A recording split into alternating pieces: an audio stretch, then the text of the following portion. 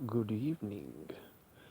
I've not been doing great at doing any sort of regular content, which I suppose is the most important thing to do, is keep it regular, but this is a video that I'm making. What I wanted to just say in this hopefully short video, is lately I've been walking around in shorts and a t-shirt, and it is between 2 and 8 degrees most days. It's not really cold. It's a bit cold.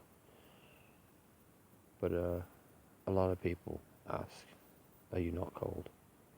All the time. And it's always the people who are wearing tons of clothes. And I think that's a metaphor for me. For sensitivity. And how people wrap themselves up in wool and blankets, thick clothes, to avoid a cold that they're only really feeling because they've spent so much time wrapping themselves up. But I've noticed that if I just keep wearing the same clothes I wore in the summer into the winter, it's uncomfortable initially and then you get used to it, which is true of most things in life, and I think is something that a lot of people have lost sense of with houses and with medication and distractions and escapism. People are constantly looking for ways to comfort themselves from things.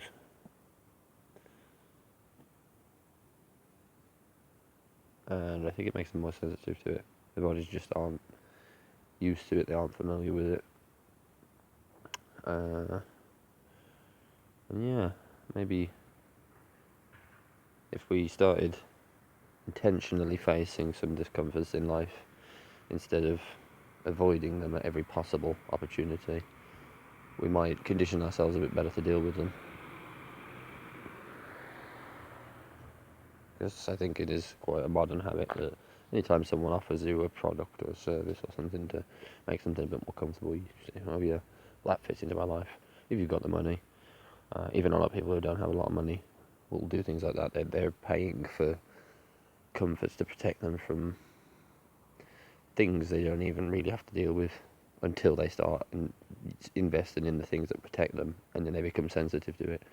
You know, they might have grown up in a cold house, dealt with a cold fire, and make a bit of money, and they buy, got central heating and heated flooring and like really expensive wool clothes, and then they go out and they're like, oh, this is so cold, I can't stand it. It's not. I'm in Bristol at the moment, and people here have a lot of money. Even the people who don't have much money for Bristol have a lot of money, and